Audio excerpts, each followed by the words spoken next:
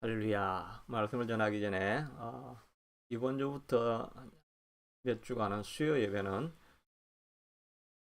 수요 기도회로 이렇게 대체하도록 하겠습니다.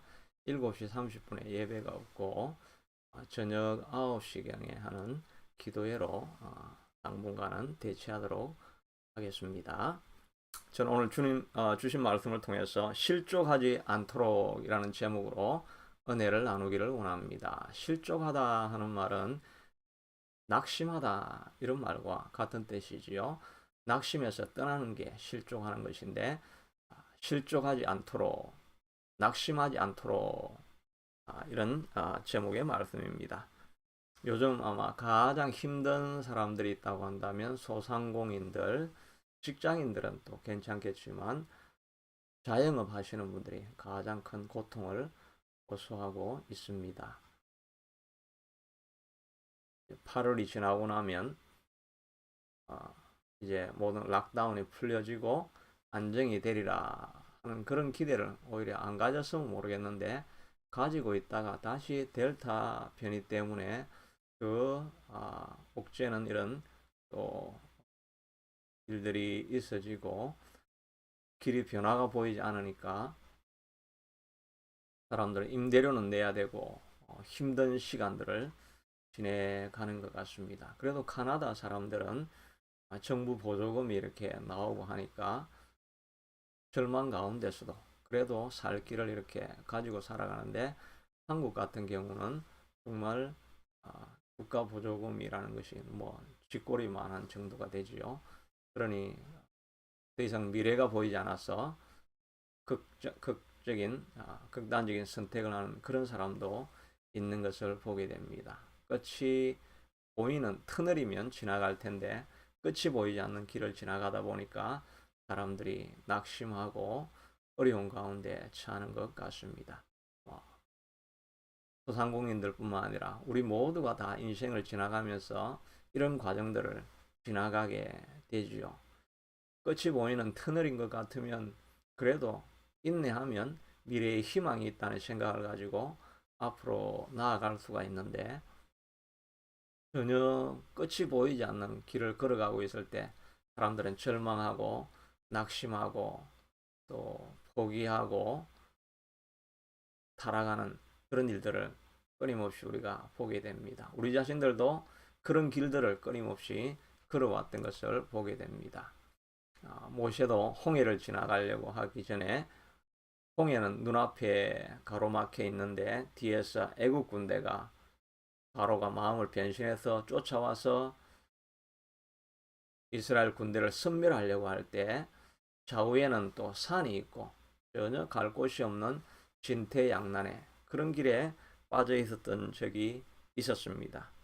바울도 사역을 그렇게 열심히 하고 하나님 앞에 기도하며 믿음으로 살아갔던 사람이었는데 고린도후서 1장 8절에 보면 형제들아 우리가 아시아에서 당한 환난을 너희가 모르기를 원하지 아니하노니 힘에 겹도록 심한 고난을 당하여 살 소망까지 끊어지고 이제는 완전히 죽었구나 하는 이런 길이 보이지 않는 이런 때를 지나왔다 하는 것을 고백을 하고 있습니다. 믿음의 길을 걸어가는 사람들에게도 누구나 다 이런 길이 보이지 않는 동굴을 머물러 있는 것 같은 그런 때가 있었다는 것을 알 수가 있습니다. 그럼에도 불구하고 바울은 또 모세도 하나님의 구원을 상상하지 못했던 구원을 경험함으로 말미암아 미리암은 소고치며 또 노래하고 춤추며 하나님을 찬양하는 역사가 일어났습니다. 바울도 고백하기를 내가 사방으로 우겨삼을 당하여도 사이지 아니하고 답답한 일을 당하여도 낙심하지 아니하고 핍박을 당하여도 버림받지 아니하고 거꾸로 뜨림을 당하여도 스트럭 다운 되어도 결코 망하지는 아니한다는 그런 고백을 하고 있습니다. 수많은 시련을 겪어가면서 길이 없다고 여겨졌던 곳에서도 주님이 함께하는 사람, 주님이 돌보아 주는 사람, 주님의 길을 걸어가는 사람에게는 하나님께서 언제나 피할 길을 마지막에는 보내어 주신다 하는 것을 성경을 통해서 알 수가 있습니다. 그러므로 우리도 끝이 안 보이는 것 같은 그런 길을 지나간다 할지라도 주님이 함께 하시면 반드시 내게 길을 열어 주시리라 믿음을 가지고 낙심하지 아니하고 걸어가야 할 것입니다. 오늘 본문에서도 제자들이 낙심하여 있는 상태를 보게 됩니다. 예수님께서 곧 떠나신다고 하니까 사람들이 낙심한 거죠. 그리고 나서 또 예수님이 떠나고 난 이후에 일어날 일들을 미리 말씀해 주시면서 고난과 핍박을 당할 때 너희가 실족하지 않도록 1절에 보니까 내가 이것을 너희에게 이르면 너희로 실족하지 않게 실망하여서 떠나지 않게 하려 함이라. 그래서 오늘 이 본문의 말씀을 주신 것이라고 할 수가 있습니다. 우리도 시련이 닥칠 때 주님이 약속을 붙들고 실족하지 않게 되도록 어찌해야 할 것인가? 첫째는 하나님의 침묵하실 때에도 하나님은 여전히 일하고 있다는 것을 우리가 믿어야 할 것입니다. 5절에 보니까 지금 내가 나를 보내신 이에게로 가는데 너희 중에 나더러 어디로 가는지 묻는 자가 없고 도리어 내가 이 말을 함으로 너희 마음에 근심이 가득하였도다 라고 말하고 있습니다. 예수님이 떠나신다고 하니까 제자들이 앞으로 우리는 어떻게 될 것인가 이런 마음에 근심이 가득했다는 것입니다. 예수님이 떠나고 안 계시는 것 같은 그런 때가 있다는 것을 우리가 알 수가 있습니다. 우리도 때로는 고난의 길을 걸어가지만 하나님께서 어떻게 해도 응답하지 않는 것 같은 그런 인생을 살아갈 때가 있습니다. 욥은 많은 고난 가운데 재산도 하루아침에 다 잃어버리고 사랑하는 자녀들도 집 습가래가 무너짐으로 말미암아 자녀들이 한꺼번에 다 죽어버렸습니다. 큰 고통이었는데 몸에는 질병과 욕창이 생겨서 기왓장으로 자기 몸을 꺾는 고통 가운데 있었습니다. 가장 가까이 있어야 될 아내도 저주하고 떠나가 버렸다고 말하고 있습니다. 전혀 길이 보이지 않는 그런 때였습니다. 욥기 23장 8절 9절에 보니까 그런즉 내가 앞으로 가도 그가 계시지 아니하시고 뒤로 가도 보이지 아니하시며 왼쪽에서 일하시나 내가 만날 수 없고 그가 오른쪽으로 돌이키나 배울 수 없다라고 하고 있습니다. 어디를 보아도 하나님께서 길을 여시지 않는 그런 때가 있는 것 같이 보인다는 것입니다. 그러나 우리가 성경을 통해서 알고 있는 것은 이 모든 일이 일어나고 있는 것을 하나님께서 이미 다 지켜보고 계신다는 것을 우리는 성경을 통해서 알 수가 있습니다. 그러나 욥의 입장에서는 하나님이 정말 살아계시면 이런 일이 일어날 수 있을 것인가? 하나님이 정말 나를 도우시는가? 이런 마음이 그에게는 가득했을 것입니다. 우리의 삶에도 하나님이 침묵하시는 것 같은 그런 때가 있습니다. 그러나 하나님은 모든 것을 지켜보고 계시는 것입니다. 이스라엘 백성들이 광야길을 지나갑니다. 40년 동안이나 지나가도 변화가 일어나지 않습니다. 늘 머무는 곳이 광야, 만나와 메추라기, 삶에 전혀 변화가 없이 뜨거운 떼약볕 아래서 지나가는 삶이 끊임없이 지나갑니다. 오랜 세월이 지나가니까 사람들이 정말 하나님이 우리와 함께 하시는가? 하나님 우리를 돌보시고 계시는가? 이런 낙심하는 하나님이 침묵하시는 이런 때가 있는 것을 보게 됩니다. 이때도 우리가 믿어야 될 것은 우리가 알고 있는 것은 하나님께서 모든 계획을 가지고 그 길을 인도하고 있다는 것을 우리가 믿어야 할 것입니다. 신명기 8장에 보면 하나님께서 이 40년 동안 너희로 광야의 길을 걷게 하신 것을 기억하라. 하나님께서 이 광야의 길을 걷게 하셨다는 것입니다. 이는 너를 낮추시며 시험하사 너로 하나님의 계명을 지키는지 지키지 않는지 알리하려 하심이니라. 너희도 알지 못하였고 너희 열조도 알지 못하였던 만나를 먹게 하신 것은 사람이 떡으로 사는 것이 아니요 하나님의 입에서 나오는 말씀으로 사는 것을 알게 하려 하심이니라. 너희가 광야길을 지났지만 발이 부러뜨지 아니하였고 옷이 헤어지지 아니하였느니라. 하나님께서 40년 동안 광야의 길을 걷게 하시면서 그들에게 변화시키시기를 원하는 소원이 있어서 그 길을 걸어가게 하셨다는 것을 우리는 알고 있는 것입니다. 우리도 이 광야의 길을 걸어갈 때 하나님께서 모르신다고 하는 것이 아니라 하나님께서 무언가 나를 통해서 하나님께서 변화시키는 것이 시키기를 원하시는 일이 있다는 것을 알고 하나님의 뜻을 찾으며 하나님 앞에 더 가까이 가는 일이 필요할 것입니다. 어느 분의 간증을 들어보니까 자기 아들이 이제 2살 전밖에 되지 않았는데 갑자기 심장 마비가 와서 자녀를 잃게 되었습니다. 깊은 고통 가운데 하나님을 바라보고 있는데 그에게 주신 하나님의 그 너무나 큰 고통 가운데 바닥을 기면서 애통해하고 있어서 주변에 있는 사람들이 다 걱정을 하였는데 그가 환상 같은 음성으로 보여주신 것이 아들을 잃으니 내가 마음에 고통이 깊은 것 같구나. 그러나 내가 내 고통을 알고 있다라고 말씀해 주시는 것을 그가 듣게 됩니다. 그가 생각을 해보니까 바로 하나님이 자기 아들을 이렇게 죽이시는 이 고통이 하나님이 먼저 이 고통을 아시고 계시는 분이었다는 것을 그가 비로소 보기 시작하는 것입니다. 자기는 자기 아들을 살리기 위해서 모든 할 방도까지는 최선을 다해보다가 아들이 죽게 되었지만 하나님은 살릴 수도 있는데 자기 아들을 또 살려달라고 엘리 엘리 라마 사막다니 나를 버리시나이까 이 잔을 피하게 하면 안 되겠습니까? 이렇게 고통 가운데 기도하며 부르짖는 아들을 그냥 죽이게 하시는 그 하나님 아버지의 고통, 아들을 잃는 아버지의 고통을 그가 비로소 보기 시작하였다는 것입니다. 하나님께서 우리를 아들을 죽이시기까지 사랑하셨다는 그 고통을 하나님의 고통을 그도 비로소 보기 시작하니까 그의 고통이 아무것도 아닌 것처럼 사라져 버리더라 하는 것입니다. 그것을 통해서 하나님의 사랑을 오히려 깊이 알게 되어진 것입니다. 하나님은 우리를 고통 가운데 버려두시고 광야 가운데 버려두시고 환난 가운데 버려두시고 침묵하시는 것 같아서 이 고통을 알지 못하는 분이신 것 같이 그렇게 여겨지지만 하나님은 이미 그 고통을 다 지나오시고 우리의 고통을 아시는 것입니다.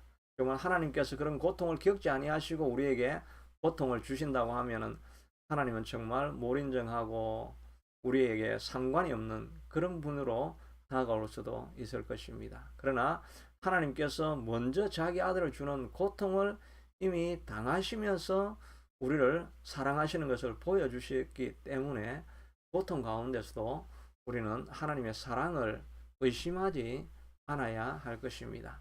오히려 하나님께서 이를 통해서 내게 무엇을 변화시키시기 원하시는가 하는 그 마음을 가지고 나아가야 할 것입니다. 히브리서에도 보면 하나님은 우리의 고통을 체휼치 못하신 분이 아니시고 우리의 고난을 친히 경험하지 못하시는 분이 아니시라는 것입니다. 다 알고 계시지만 우리를 통해서 변화시킬 것이 계셔서 그런 고통의 길을 걸어가게 하시는 분이시다 하는 것을 생각하면 고통 가운데 우리가 해야 될 일은 더 가까이 나아가는 것입니다. 고통을 우리가 당할 때 처음에는 우리가 하나님을 간절히 찾고 하나님을 부르짖습니다. 그러나 고통 가운데 우리가 더 인내하는 것이 필요할 것입니다. 그래서 욥은 그런 고통 가운데 앞을 봐도 뒤를 봐도 하나님은 계시지 않고 만날 수가 없구나. 그러나 그는 인내하며 주님 앞에 고백합니다. 그러나 내가 가는 길을 오직 그가 아시나니 나를 단련하신 이후에 내가 정금같이 나오리라. 그가 이 고통을 알고 계셔서 내가 고통을 다 단련하신 이후에 정금같이 나올 것이라는 믿음을 가지고 그는 인내했던 것을 보게 됩니다.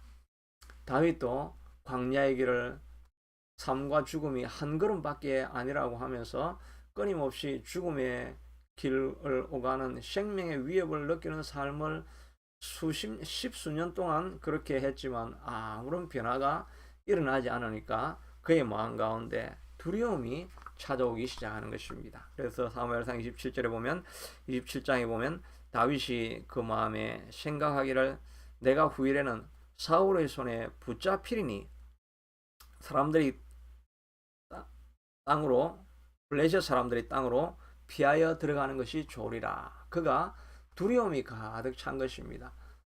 아무리 생각해봐도 하나님은 나를 지키지 않는 것 같다. 그런 마음이 들어오니까 그의 마음 가운데 내가 결국은 사울 손에 잡혀서 죽을 것이다. 하나님을 의지하는 마음이 사라져 버린 것이지요. 두렵고 마음이 생기니까 자기 인간적인 방책을 쓰다가 블레셋 사람의 손에 넘어가 버립니다. 그러다가 거기서 거짓말을 해야 되고 그의 사역에 오점을 남기는 일들이 일어나게 된 것입니다.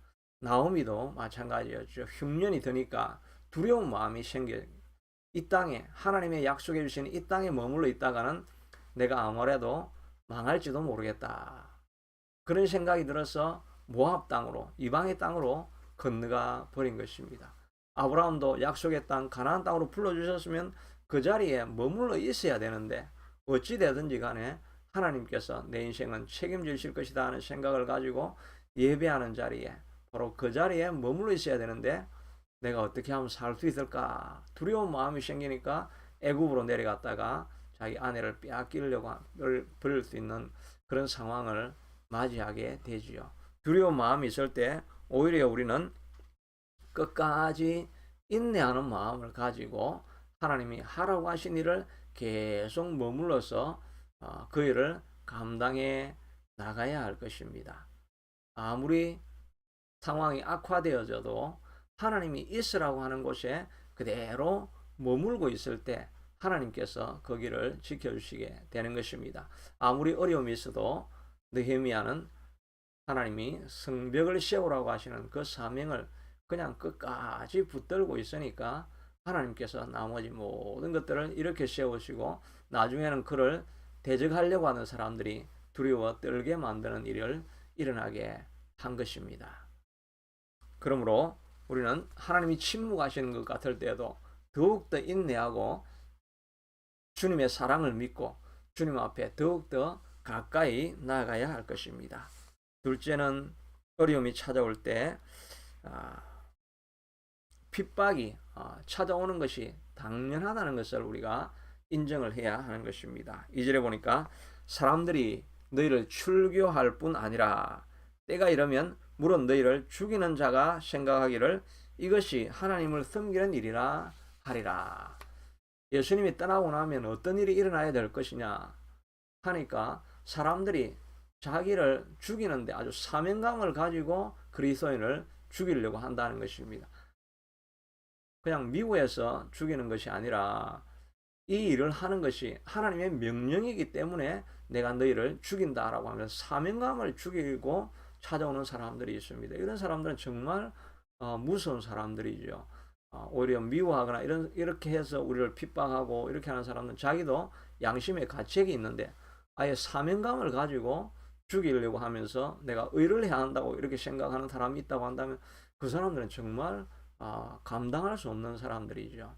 뭐 탈레반이라 IS 같은 그런 사람들이 대표적이지요.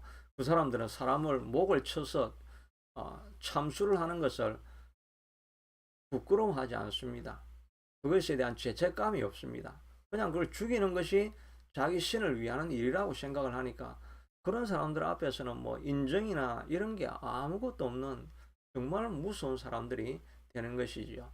사도 바울도 마찬가지였습니다. 이스라엘 크리스찬들을 핍박을 하고 이렇게 할 때 사명감을 가지고 한 것이기 때문에 뭐 인정사정이나 이런 걸 볼 수 있는 그 인간의 그 인권이나 이런 것을 생각할 수 없는 그런 상황으로 들어가게 되는 거죠. 그런데 예수님이 제자들에게 약속해 주시는 일이 바로 그런 일이 너희들에게도 일어나게 될 것이다. 이렇게 말을 해주니까 정말 어렵고 힘든 일이라고 할 수가 있죠.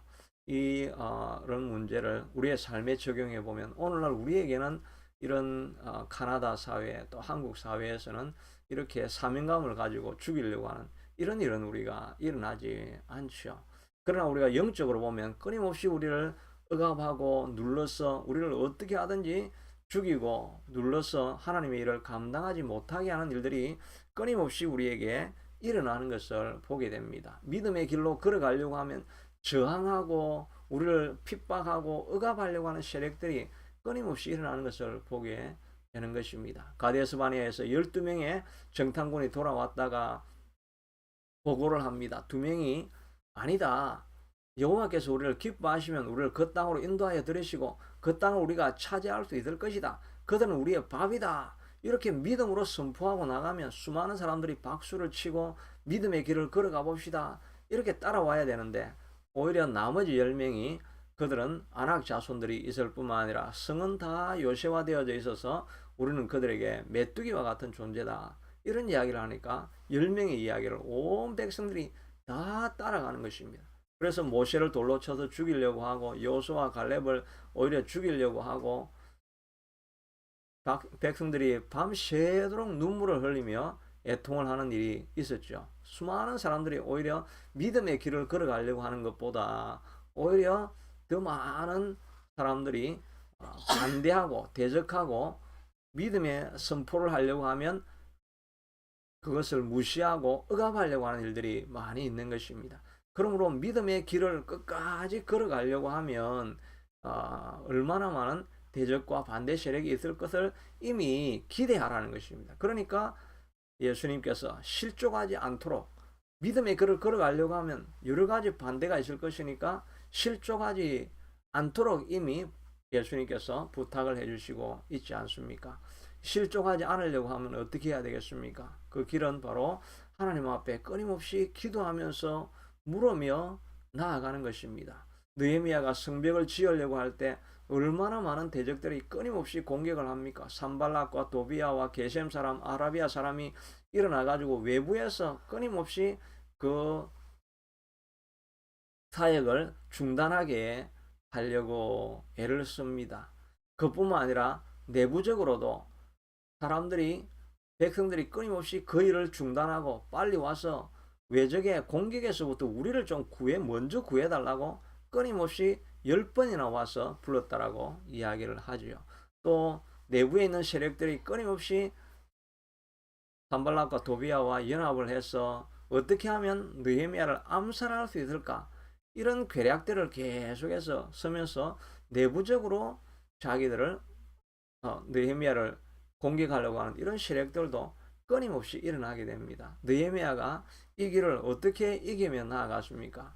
그것은 느헤미야가 하나님 앞에 모든 순간순간 사건마다 마지막에 보면 하나님이여 이를 기억하여 주시옵소서, 나의 수고와 헌신을 기억하여 주시고 또 저들의 공격하는 이야기를 들어소서라고 끊임없이 하나님 앞에 모든 순간 하나님 앞에 아뢰며 기도하며 나아가니까 그가 흔들리지 아니하고 끝까지 계속해서 걸어갔던 것을 보게 됩니다. 최근에 한국의 조영기 목사님이 이제 토요일 날 장례 치르는 이제 그런 중계를 하는 것을 저도 이렇게 지켜보았는데 한국 교회장으로 들었죠. 그래서 한국 총연합회에서 와서 장례를 대신 집행하는 것을 보게 됩니다. 사회나 모든 이런 순서들이 얼마나 절도가 있고 정말 한국 교회의 리더들이 모든 순서들을 다 기록을 해서 시간이나 이런 것에 오버하지 아니하고 뭐 아주 정확하게 해나가는 것을 보게 됩니다. 설교를 하시는 분이 김장한 목사님이신데 김장한 목사님은 또 조영기 목사님과 아주 절친한 친구였죠. 나이가 보니까 87세, 한 살 더 많으신 분인데 그 나이에도 설교하시는 것이 얼마나 정정하게 하시고 또 절도가 있게 말씀을 하시는지 정말 아직도 사역을 하시는 분이 다르시다 하는 생각을 해보게 됩니다. 그분이 일본의 조영기 목사님과 함께 사역을 이렇게 집회를 같이 하시다가 한번 대화를 나누었던 에피소드를 그 설교 중에 하는 것을 들어보았는데, 자기는 사역을 그래도 크게 한다고 하지만 기껏해야 2만 명 정도도 안 모여지는데 어떻게 하면 목사님 교회는 70만의 성도가 모이게 됩니까? 라고 하니까 김장한 목사에게, 목사님은 하루에 얼마나 기도합니까? 저는 새벽 예배 기도하고 그 다음에 점심 저녁 뭐 이렇게 식사 시간에 기도하고 그러다 보면 뭐 1시간도 안 되게 기도합니다. 그렇게 하니까 조영기 목사님이 나는 하루에 5시간은 기도합니다. 라고 하는 그런 이야기를 했다고 합니다. 다른 모든 이런 능력이나 이런 것들에 그에게 사역들이 있었지만 아마 조영기 목사는 무엇보다도 기도의 사람이었던 것을 그는 강조하고 있는 것을 보게 됩니다. 저도 듣기에 집회를 하러 갈 때 비행장에서 내리면 호텔까지 갈 동안 아무것도 보지 않는다고 합니다. 계속해서 거기에서 기도하고, 그리고 자기도 뭐 전 세계를 몇 바퀴나 이렇게 돌고 지냈지만 세계를 아무데도 가보지 않은 사람이 자기라고 소개를 합니다. 왜냐하면 집회하러 가면 호텔 집회장, 뭐 관광이나 이런 건 없고 그냥 그거밖에 없었다고 합니다. 그래서 같이 동행했던 사람들이 너무나 재미가 없었다고 합니다. 가면은 뭐 구경도 하고 이렇게 해야 되는데 그냥 호텔에서 기도하고 집회장 갔다가 와서 기도하고 그냥 영적인 부담이 많으니까 그냥 계속해서 기도만 했다고 합니다. 아들이 나와서 아버님에 대해서 소개하면서 1시간도 낭비하지 않으셨던 분이었다. 버스를 타고 가면서도, 차를 타고 가면서도 시간을 내어서 영어 단어장을 꺼내어서 계속해서 공부를 했다고 합니다. 옛날에는 한참 시절에서는 뭐 불어도 하고 독으로도 이렇게 다 하고 몇 개국어를 가지고 집회를 했다고 합니다. 그래서 늘 집에 앉아서도 식사하면서도 이어폰을 꽂고 독으로 계속 반복해서 연습을 하고 그렇게 했다고 하는 그런 간증들도 옛날에 또 들어보기도 하였습니다. 오직 기도하고 남는 시간 틈틈이 모든 마음을 다 합쳐서 그냥 집회를 위해서 준비하는 삶, 이런 삶을 살았던 것을 이렇게 보게 됩니다. 여하튼 그의 삶을 통해서 우리가 기념하고 기억해야 할 것은 그 수많은 영적인 전투들 가운데 새로운 환경을 만나고 또 새로운 집회를 하고 교회를 확장해 나가고 이런 과정 속에서 얼마나 많은 영적인 대적들이 있었겠습니까? 그런데 그 모든 대적 가운데 그가 이길 수 있었던 것은 자기 힘으로 이긴 것이 아니라 무릎 꿇고 기도하고 하나님을 찾는 가운데 그가 이 모든 영적인 세력들을 이기고 하나님의 일을 이루었던 것을 생각해 보게 됩니다. 이것은 비단 목사님뿐만 아니라 바울도 그 사역들을 감당하면서 그가 그 모든 어디를 가든지 대적을 만나고 죽을 위험이 끊임없이 당치는 그런 가운데서도 그가 모든 것을 이겼던 것은 바로 기도하는 시간을 가졌던 것입니다. 하나님 앞에 무릎 꿇고 감옥에서도 기도하고 기도하는 시간을 가졌던 것을 보게 됩니다. 또 그뿐만 아니라 무엇보다 예수님께서 그 사역을 끝까지 감당할 수 있었던 그 비결은 예수님도 새벽에 기도하시고 틈날 때 기도하시고 또 철회하면서 기도하시고 겟세마네에서 땀이 피가 되도록 기도하시고 기도하며 나아가니까 그의 인생에 모든 막혀 있었던 담들을 하나하나 무너뜨리고 반대하는 세력들을 다 무너뜨리고 나아가서 마침내 그 사역을 잘 감당하게 된 것이 아니겠습니까? 하물며 우리야 어떠하겠습니까? 우리 앞에 있는 어려움들이 있다고 할 때 낙심하지 아니하고 큰 산을 바라보며 절망하지 아니하고 우리가 모든 순간에 순간순간 기도하는 자리로 나아가서 하나님 앞에 기도하고 하나님의 도움을 구하고 하나님의 은혜와 함께하면 우리도 못할 것이 없는 존재가 되는 것입니다. 예수님께서 내가 가지만 보혜사가 너희와 함께 할 것이다 라고 말씀하셨는데 하나님이 우리 편으로 와 있기 때문에 우리가 해야 될 일은 기도하는 것입니다. 기도하시면 성령님이 도와주고 어떤 것이든지 이길 수 있는 힘을 우리에게 주시게 되는 것입니다.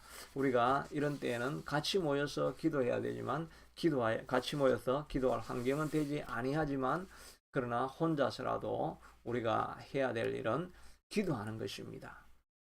같이 줌으로도 기도할 수 있고 기도하는 그룹과 함께 기도하고 나아갈 때 하나님께서 우리의 모든 환난 가운데 대적하는 세력들을 이기고 승리할 힘을 우리가 다 얻게 될 줄로 믿습니다. 오늘 본문에 있는 예수님의 부탁은 실족하지 말라는 것인데 실족하지 않기 위해서 우리가 하나님 앞에 끊임없이 기도하며 나아가는 또 하나님께서 침묵할 때라도 낙심하지 아니하고 계속